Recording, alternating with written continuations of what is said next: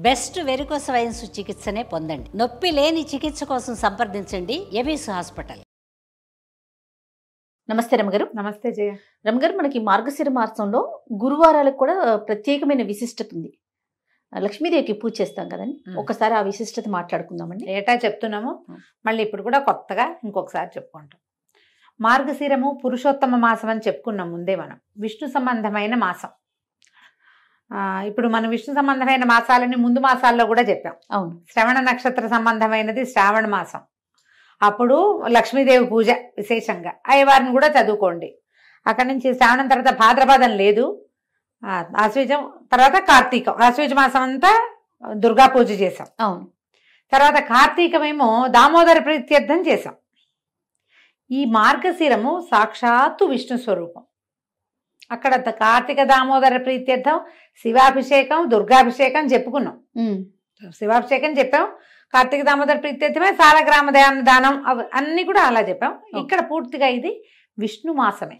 అయితే ఈ విష్ణు మాసంలో ఉన్న గురువారాలు చాలా ప్రత్యేకమైనవి. మామూలుగా మనం శుక్రవారం లక్ష్మీ పూజ చేయటం మన ఆనవాయితీగా ఉంటుంది. అవును. ఇంచుమించు భారతదేశం అంతా కూడా ఫ్రైడే శుక్రవారం లక్ష్మీదేవికి అంకితం చేసి ఉంచుతారు. అవును, చేస్తారు. అట్లాగే ఈ ప్రత్యేక మాసంలో గురువారం కూడా లక్ష్మీదేవికి అంకితం చేయబడి ఉంటుంది. మనం అనంగానే మనం అంతా గురువారం గురువారం అంటాం. లక్ష్మీవారం అనే వాళ్ళు చాలా మంది కనపడతారు. పల్లెటూర్లలో మనం వింటుంటాం లక్ష్మీవారం అంటాం. ఈ శుక్రవారం నాడు ఏ ఏ పనులు చేయకూడదు, డబ్బులు ఇవ్వకూడదు, ఇల్లు తడిపెట్ట పెట్టే ఇల్లు బూజులు దులపకూడదు. కొన్ని ప్రాంతాల్లో ఈ గురువారాన్ని లక్ష్మీవారం అంటాం, మనకు కనిపిస్తుంది. పల్లెటూళ్ళల్లో కనపడుతుంది. అది కాక పల్లెటూళ్ళలో మనవాళ్ళు కాదు, తుని ఆ ప్రాంతాలు, విశాఖపట్నము శ్రీకాకుళం ఆ వైపు కొంచెం ఒరిస్సా వైపుకి వెళ్లే కొందికి దాన్ని లక్ష్మీవారంగానే చెప్తారు. లక్ష్మీవారం అంటారు. ఆ రోజున మనం ఇళ్ళు బూజులు దులపటం కానీ, తర్వాత ఏమో చెత్త బయట పడేయటము, పాత సామాన్లు తీసి బయట పారేయటము అలాంటివి కూడా చెయ్యరు. గురు శుక్ర 2 రోజులు పట్టింపే వాళ్ళకి. ఓకే. మనం మిగిలిన రోజులంతా శుక్రవారమే పాటించిన మార్గశిరంలో మాత్రం ప్రత్యేకంగా లక్ష్మీ పూజ చేసుకోవటం ఒక విధానంగా కనపడుతుంది. ఇప్పుడు మనం మామూలుగా రోజువారీ లక్ష్మీ పూజ కాకుండా మార్గశిర గురువార వ్రతం అని ఒక నోము కూడా ఉంది. నోముకు ఒక నియమం, పూజ అయ్యేదాకా ఏమీ తినకూడదు. గురువారం నాడు నెత్తికి నూనె రాసుకోకూడదు, పూజ అయ్యేదాకా తలకాయ దువ్వుకోకూడదు, ఏమీ తినకూడదు. ముందు చెప్పిందే ఇది. తర్వాత పూజ అయిపోయాక ప్రసాదం పుచ్చుకుని ఈ కథని ఎవరికైనా చెప్పాలి. తెలిసిన వాళ్ళకైనా సరే కథ విను అని ఫోన్లో అయినా కథ చెప్పేయాలి. ఇది నియమం. ఈ నియమం ప్రకారం మనకి ఇళ్లలో ఎవరికైతే మార్గశిర గురువార వ్రతాలు ఉన్నాయో, నోములు వ్రతాలు ఉన్న కుటుంబాలు కొన్ని ఉంటాయి, అలవాటుగా అనుచరణంగా వచ్చినవి. మీకు అలవాటు ఉంటే లక్షణంగా చేసుకోండి మీ పద్ధతుల ప్రకారం. అలవాటు లేదు, మనకు తెలీదు, మనం ఇప్పుడే వింటున్నాం, లేదా 4 ఏళ్ల క్రితం చెప్పడం మొదలుపెట్టాం, 4 ఏళ్ల నుంచి వింటున్న వాళ్ళు, ఇవాళే వింటున్న వాళ్ళు కూడా హాయిగా సంతోషంగా లక్ష్మీ పూజ చేసుకోండి. మార్గశిర మాసం పురుషోత్తమ మాసం కాబట్టి అమ్మవారి లక్ష్మీదేవి నిత్యానపాయిని, ఆయన్ని అనుసరించి ఉంటుంది. స్వామివారే సాక్షాత్తు స్వరూపంగా భావించేటువంటి మార్గశిరంలో ఆమెని గురు శుక్ర 2 రోజులు పూజించండి. గురువారం నాడు మనం ఎలాగో కథ చెప్తాం కదా, అవును, హాయిగా ఈ కథ వినేయండి. ఆ కథ అందేసుకుని అక్షంతలు చేతపుచ్చుకోండి. లక్ష్మీ పూజ అయిపోయాక చివర ఆ కథ విన్నాక అక్షంతలు కొన్ని అమ్మవారి మీద వేసి కొన్ని మన మీద వేసుకోండి. ప్రత్యేకంగా స్వరూపము ఏమీ పెట్టుకోక్కర్లేదు. మీ ఇంట్లో ఏ లక్ష్మీదేవి పటం ఉందో, ఏ లక్ష్మీదేవి విగ్రహమో ప్రతిమా విశేషమో ఉంటుంది. కొంతమంది దగ్గర కాయిన్స్ ఉంటాయి, బంగారు రూపులు ఉంటాయి, వాటికి పూజ చేసుకునే అలవాటు ఉంటే చక్కగా ఆ రూపుకే, ఆ ప్రతిభకే, ఆ ఫోటోకే పూజ చేసుకోండి. లక్ష్మీ పూజ సులువుగా చేసుకునే విధానం చిన్న చిన్న పుస్తకాలు దొరుకుతాయి. లక్ష్మీ పూజా విధానం కొనుక్కోండి, 5-10 రూపాయల్లో దొరుకుతుంది. ఓకే. ఆన్లైన్ కూడా లక్ష్మీ పూజా విధానం దొరికేస్తుంది. మీరు శ్రీ సూక్తం తోటి చేసుకోవచ్చు. మామూలుగా షోడశోపచారాల పూజకి కూడా చిన్న చిన్న పుస్తకాలు అవైలబుల్గా ఉంటాయి. అవి చూసుకుని చక్కగా చేసేసుకోండి. పూజ చేసుకోవటం 5 వారాలు 4 వారాలు వస్తాయి. ఈ సంవత్సరం 4 గురువారాలు ఉన్నాయి. ఎందుకంటే డిసెంబర్ 2 నుంచి మనకి మార్గశిర మాసం మొదలైంది. పోలిపాడ్యం చేసుకున్నాం కదా. అంటే ఈ నెల 4 గురువారాలు ఉన్నాయి. 4 గురువారాలు వచ్చినాయి. మార్గశిర గురువారాలు 4. ఒక సంవత్సరం 5 వస్తాయి. అవును. 5 వచ్చినప్పుడు 5 రకంగా చేసుకుంటాం. 4 వస్తే ఇక 4 రకంగా. ప్రతి వారము ఒక్కొక్క నివేదన చేసే విధానం వ్రతస్థులకి, ఎవరైతే మార్గశిర గురువార వ్రతం ఉందో వాళ్ళకి, మనలాంటి వాళ్ళకి ఆ హడావిడి ఏం లేదు. మామూలుగా చక్కగా పరమాన్నం వండటం, కొంచెం శనగపప్పు వేసి వండుకోండి.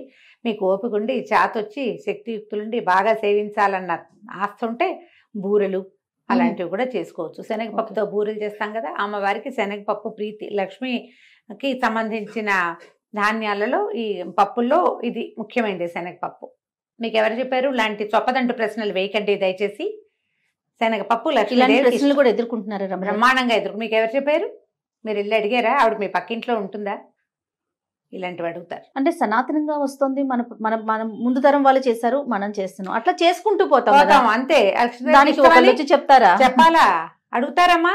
నువ్వు ఎంత సీరియస్ మ్యాటర్ గురించి మాట్లాడినా దాని మీద ఒక చొప్పదంటూ ప్రశ్న అంటారు, దాన్ని వేస్తూ ఉంటారు.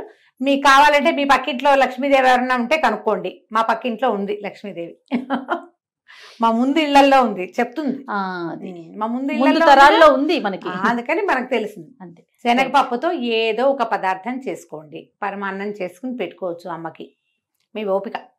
నివేదన చేసుకోండి చక్కగా. గురువారం నాడు లక్ష్మీదేవిని పూజించి, శుక్రవారం నాడు ఎలాగో మనం ప్రతి శుక్రవారం పూజ చేసుకునే అలవాటు ఉన్న వాళ్ళు మానేయాలా అని డౌట్ వస్తుంది. మానొద్దు. ఓకే. ఈ నెలలో వారానికి 2 సార్లు లక్ష్మీదేవిని పూజిస్తాం. రోజు లక్ష్మీ పూజ అలవాటు ఉన్న వాళ్ళ సంగతి ఇక మహత్తరంగా ఉంటుంది, వాళ్ళు ఎలాగూ చేసుకుంటారు. శుక్రవారం స్పెషల్తో పాటు గురువారం కూడా స్పెషల్ చేసుకోండి. దీనికి ఒక వ్రత కథ కూడా ఒకటి చెప్పబడుతుంది. చిన్న కథే, అది చెప్తాను. పూర్వం ఒక బ్రాహ్మణ కుటుంబం ఉండేది. పెద్ద భార్య, మొదటి భార్య చనిపోయింది. ఆ భార్యగా సుశీలని ఒక కూతురు ఉండేది. ఈ పాపాయి ఉండగానే తండ్రి ఇంకో ద్వితీయ వివాహం చేసుకున్నాడు. ఇలాంటి కథలు విన్నప్పుడు ఈ రెండో పెళ్ళి ఎందుకు చేసుకోవాలి, అదే భర్త చనిపోతే వాళ్ళ అమ్మ పెళ్లి చేసుకుంటుందా, ఇలాంటి ప్రశ్నలు కూడా ఎప్పుడూ తలెత్తుతూనే ఉంటాయమ్మా. పురాతనపు పద్ధతుల్లో ఏంటంటే ఆడవాళ్ళు లేనిదే ఇళ్ళు నడిచేవి కాదు. మగవాళ్లే ఆడపని మగ పని చేసేసేయటము కుదిరేది కాదు. పైగా బ్రాహ్మణ గృహాలలో వీళ్ళకి అగ్ని అవన్నీ నియమాలు ఉండేవి. తప్పకుండా యజనం చేయాలి, రోజువారీ హోమము, దానికి స్త్రీ సహాయం చాలా అవసరం. ఆడవాళ్ళు హోమానికి ఉండటమే కాకుండా సహాయానికి రెండిటికి కావాలి. ఒక ఆడపిల్ల ఉంటే దానికి వివాహం చేయాలన్నా తల్లి లేనిదే, ఆడమనిషి లేనిదే అవన్నీ సాగవు. కాబట్టి తప్పకుండా ద్వితీయ వివాహాలు జరిగేవి. పురాతన గాథల్లో మనకి ఇవే కనపడతాయి. మన తాత ముత్తాతల్లో ఇద్దరిద్దరు భార్యలు ఉన్న వాళ్ళు మనకే ఉంటారు బోళ్ళంతమంది. మనమే కొంచెం పూర్వ చరిత్ర తిరగేస్తే మన ముందు 3-4 తరాల ముందు ఖచ్చితంగా కనపడతారు మనకి. ఇక ఏం చేసేదేం లేదు దాని మీద. అయితే ఇంకో వివాహం చేసుకున్నాడు ఆయన తండ్రి. ఈ చిన్నపిల్ల ఒక 4-5 సంవత్సరాల పాప ఉండగా, సుశీలని. అయితే ఆయనకి రెండో భార్యకి కుమారుడు, ఒక పిల్లలు కలిగారు వరుసగా. ఇది సవితల్లి ఆవిడ ఏం చేసింది, మారుటి తల్లి ఈ పిల్లకి చంటి పిల్లల్ని ఎత్తుకోవటానికి అప్పచెప్పేది. పిల్లని ఆడించు, తమ్ముడిని ఆడించు, చెల్లిని ఆడించు అని ఆడించడానికి ఇచ్చి పిల్లలకి, ఈ పెద్ద పిల్లకి కాలక్షేపానికి అంత బెల్లం ముక్క పెట్టేది. సో ఈ బెల్లం ముక్క తీసుకో, తమ్ముడిని ఆడించు కాసేపు అంటే తమ్ముడిని తీసుకుపోయేది పిల్ల. తల్లి వచ్చేసరికి ఒక 5-7 సంవత్సరాలు ఉంది. రెండో ఆవిడ వచ్చేసరికి, ఈ పిల్లాడి పుట్టేసరికి దానికి ఒక 7-8 ఏళ్ళు వచ్చినాయి. పిల్లల్ని చంకనేసుకుంటారు 7-8 ఏళ్ల పిల్లలు. అయితే పక్క ఇళ్ల వాళ్ళందరూ మార్గశిర గురువారం నోవులు చేసుకుంటున్నారట. చక్కగా కుందన బొమ్మలాగా ఉండి పిల్లల్ని ఎత్తుకుని తిరిగే ఈ పిల్లని చూసి వాళ్ళు అన్నారు, వసే రావే నువ్వు కూడా నోవు నోచుకుందు కానీ అని పిలిచారు. పిలిస్తే వాళ్ళ ఇంట్లో నోవు ఆ మంత్రాలు అవి వింటుంటే పిల్లకి సంతోషంగా అనిపించింది.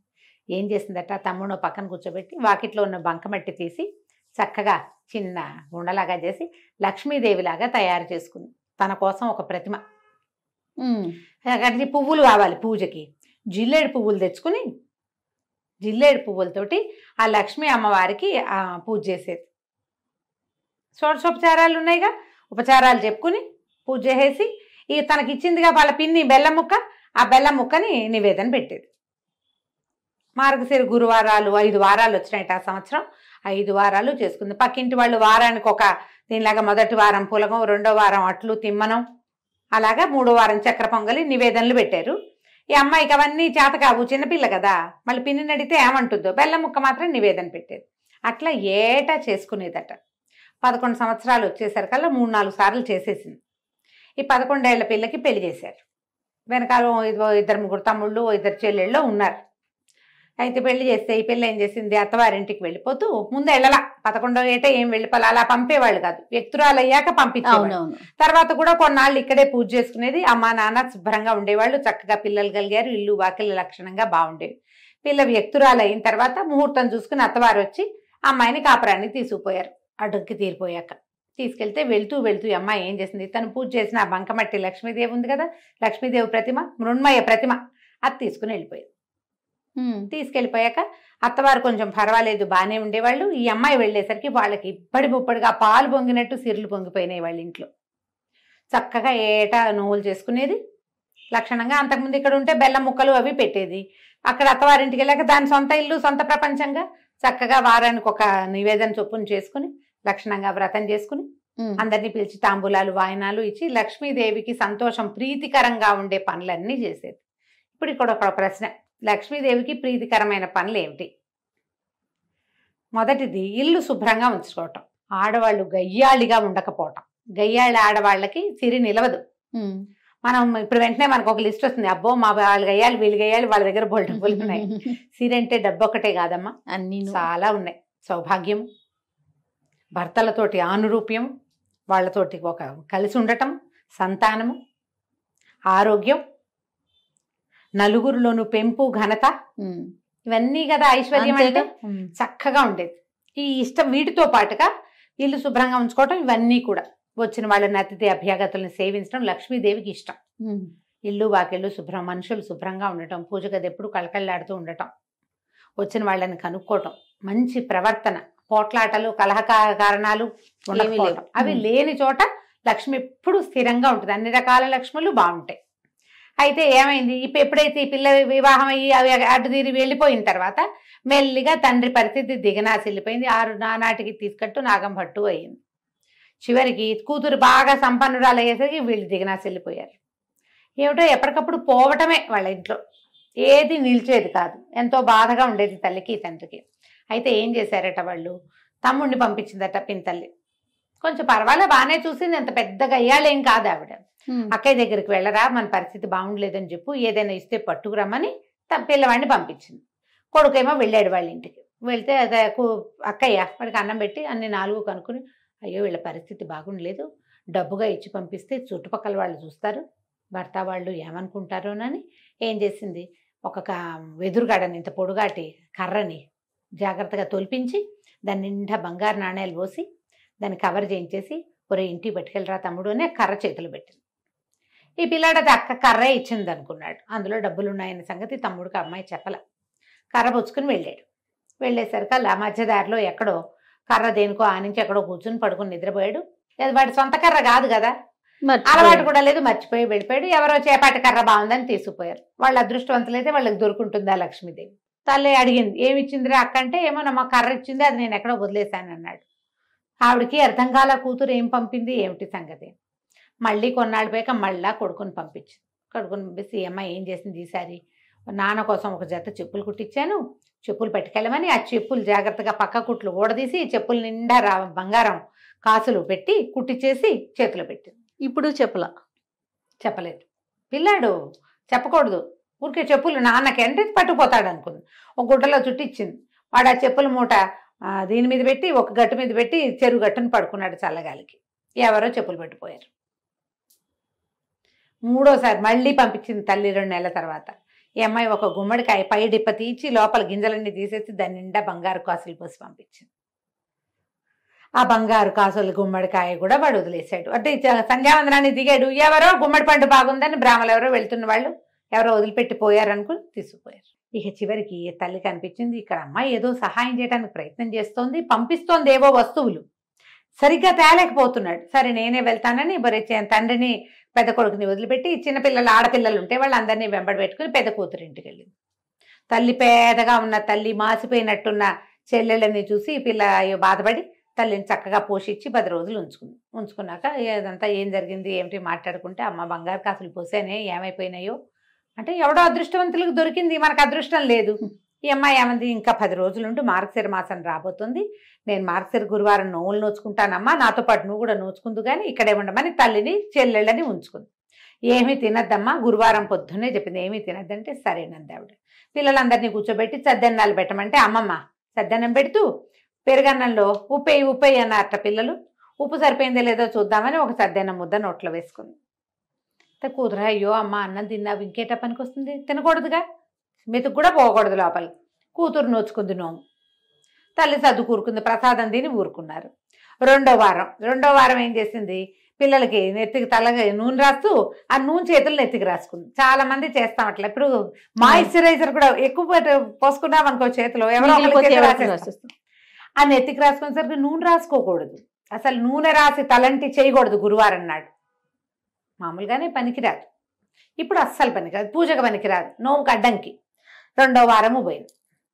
3వ వారం కూతురు ఏం చేసింది, అమ్మ ఇట కాదు, నువ్వు పని చెయ్యి, నేను గొయ్యి తీసి గోతులో కప్పెడతాను, నిన్ను గోతులోనే కూర్చో, బయటికి రావద్దు. తర్వాత పూజ పనంతా తెముల్చుకుని పూజకు ఏర్పాట్లు అయ్యాక నేను లేవదీస్తాను, అప్పుడు నీళ్లు పోసుకుని పూజలో కూర్చుందు. కానీ నీ తల్లిని ఒక దేనికోసమో తీసిన గోతిలో కూర్చోబెట్టి పైనకు ఒక చిన్న పల్చటి చెక్క ఒకటి అడ్డం పెట్టి అమ్మాయి పని చేసుకుంటుంది.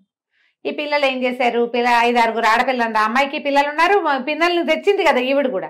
పిల్లలు ఆడుకుంటూ అరటిపళ్ళు తిని తొక్కలు పడేశారు. ఈ పల్చటి చెక్క వీళ్ళు ఇడిదిరిగా చెక్క తొలగిపోయి అరటిపండు తొక్కు ఈవిడ దగ్గర పడింది. ఈవిడ అప్పటికి 2-3 గంటల నుంచి ఆ గోతులో కూర్చునుంది. అరటిపండు చేత్తో పుచ్చుకుంటే దాని లోపల అడుగుని ఇట్లా గుజ్జల్లే ఉంటుంది కదా, ఊరికే ఇట్లా గోరుతోటని ఇలా నాలుగుకి రాసుకుంది. 3వ వారం కూడా పోయింది. అమ్మ ఏమి తినలేదు కదే అని అడిగితే, కాదే అరటిపండు తొక్కలో లోపల గుజ్జు నోట్లో వేసుకున్నానమ్మా అనేసరికి పనికిరాలి. ఇక 4వ వారం అమ్మ ఏం చేసిందిట కాదని తల్లిని పొద్దున్న లేవగానే ఆవిడ తన చెంగుగా ఆవిడ చేయి కట్టేసుకుని, నువ్వు నాతోటే ఉండు, నువ్వు ఇంకేం పని చేయదు, నా వెనకాలే ఉండని తల్లితోటే అటు ఇటు తిరిగి మొత్తానికి సరిగ్గా పూజ జరిగే వేళకి స్నానం చేయించి కూర్చోబెట్టింది. తల్లి పిల్ల ఇద్దరు నూనె నోచుకున్నారు. తాంబూలాలు వాయనం పెట్టారు లక్ష్మీదేవికి. పెట్టి లక్ష్మీదేవిని ప్రార్థించింది. ఈ ప్రతిమ ఉంది కదా, ఆ ప్రతిమలో నుంచి లక్ష్మీదేవి లేచి వచ్చేదట అమ్మాయి దగ్గరికి. లేచి వచ్చి కూతురు వాయనం తీసుకుని తల్లి వాయనాన్ని వదిలిపెట్టేసింది. లక్ష్మీదేవిని అడిగింది ఈ అమ్మాయి సుశీల, అమ్మ ఎందుకు మా అమ్మ వాయనం తీసుకోలేదు, మా అమ్మ వాయనం కూడా తీసుకో అని అడిగేసరికి, నేను తీసుకోను, నేను చిన్నప్పుడు నువ్వు చిన్నపిల్లగా ఉన్నప్పుడు మీ అమ్మ నిన్ను చీపురు పెట్టి కొట్టింది, నాకు గుర్తులేదమ్మా, నీ గుర్తులేకపోయినా నాకు గుర్తుంది, నువ్వు నోవు నోచుకుంటున్న రోజున చీపురు పెట్టి కొట్టింది, అందుకని మీ అమ్మ వాయనం నేను వల్లను, నేను వెళ్ళిపోతున్నాను అనేసరికి ఇలా సుశీల లబలబలాడి బతిమలాడుకుని, పుట్టింట్లో ఉండగానే కదా నిన్ను నేను నేర్చుకున్నాను, నిన్ను పూజించడం నేర్చుకున్నాను, మా అమ్మ మా పుట్టిల్లు ఇట్లా గది కడుక్కుపోతే ఎట్లా నాకు సాగుతుంది, నా తమ్ముళ్ళు అందరూ బాగుండాలి కదా అని బతిమలాడి అమ్మతో క్షమాపణలు చెప్పించి ఇంకెప్పుడు చేయదు, ఎప్పుడూ చేయలేదు. ఆ రోజు ఏదో చంటి పిల్లలతోటి బాధపడుతూ మా అమ్మ అట్లా ఉద్రేకంలో చేసింది, తర్వాత నన్ను బాగా చూసుకుంది, నాకు పెళ్లి చేసింది, పురుళ్ళు పోసింది అని బతిమలాడి లక్ష్మీదేవిని ఒప్పించింది. అప్పుడు ఆవిడ ఆ వాయనం తీసుకుందట. ఆ తర్వాత ఆ తండ్రికి అన్ని రకాలుగాను కలిసి వచ్చింది. తండ్రి పిల్ల తర్వాత చెల్లెళ్ళు పెళ్ళిళ్ళు అయినాయి, తమ్ముడికి పెళ్ళి సంతానం కలిగింది, పుట్టిల్లు కూడా చక్కగా ఉంది. దీంట్లో ఈ కథలో నీతి ఏమిటి, మనతో పాటు మన పుట్టిల్లు కూడా బాగుండాలని కోరుకోవాలి. లక్ష్మీదేవికి అత్యంత ఇష్టమైన విషయాలలో తను ఎక్కడి నుంచి బయటకు వచ్చానో అది కూడా బాగుండాలన్న కోరిక ఉండటం ఆమెకి ఇష్టం. పుట్టింట్లో అదంతా లాగేసుకుని అత్తారింట్లో దాచిపెట్టుకునే రకాలు ఎన్ని ఉన్నాయి, ఇప్పుడు చాలా ఉంటాయి. ఈ రకాలు మార్చుకోండి. పుట్టిల్లు వృద్ధి కావాలని కోరిక ప్రార్థించేటప్పుడు దేవుడికి దండ పెడతాం, మా ఆయన, నా పిల్లలు, మా అత్తగారు, మా ఇల్లు, మా ఇంటి పేరు, అదొకటే కాకుండా పుట్టింటిని కూడా ఆడవాళ్ళు కోరుకోవాలని ఈ కథ చెప్తుంది. ఈ కథ విని అక్షంతలు వేసుకోవడం, అమ్మవారి మీద అక్షంతలు వేసి మన మీద కూడా అక్షంతలు వేసుకోండి. పూజ అయిపోయినట్టే. మీరు నివేదన చేసిన పదార్థాన్ని చక్కగా ప్రసాదంగా స్వీకరించండి, చుట్టుపక్కల వాళ్ళకి పెట్టండి. లక్ష్మీకరము అని అనుకునేటువంటి పసుపు కుంకుమ, తర్వాత ఏమో మనము పళ్ళు పువ్వులు అలాంటివి వాయనం ఇవ్వండి. ఓకే. ఒకవేళ మీరు నోముగా చేసుకుంటే మీ ఇంట్లో ఏ రకమైన విధానం ఉందో ఆ విధానాన్ని చక్కగా పాటించుకోవచ్చు. కొత్తవి మొదలు పెట్టుకోవద్దు, నోముగా చేసుకోకండి, పూజగా చేసుకోండి. ఓకే. ఈ నోములు ఏంటంటే అత్తవారిళ్లలో ఉంటే చేసుకోవాలమ్మా, అత్తారింట్లో లేనివి కొత్త మొదలు పెడితే మీకు భయం ఇస్తుంది. లేదా మీరు ఇంకొకటి చెప్తా, ఇందులో మీకు చాలా ఉంది మనసు, ఇలా నన్ను యూట్యూబ్ అక్కయ్యల్ని ఫాలో అవ్వకుండా ఎవరైనా మీ కజిన్స్ బాగా క్లోజ్ ఫ్రెండ్స్ ఇది చేసుకుంటారనుకోండి, వారితోటి ఒకసారి వారితో దగ్గరుండి చేయించుకుని వారిని ఫాలో అవుతూ చేసుకోండి. ఒకవేళ మీకు ఆస్తుండి మనసు ఉంటే గనక కావాలంటే ఇలా చేసుకోవచ్చు. కానీ ఇలా పై వాళ్ళు ఎవరో చెప్తే కాదు, కంటితో చూసి నేర్చుకుని చేసుకోండి. తప్పకుండా. నమస్తే. నమస్తే జీ.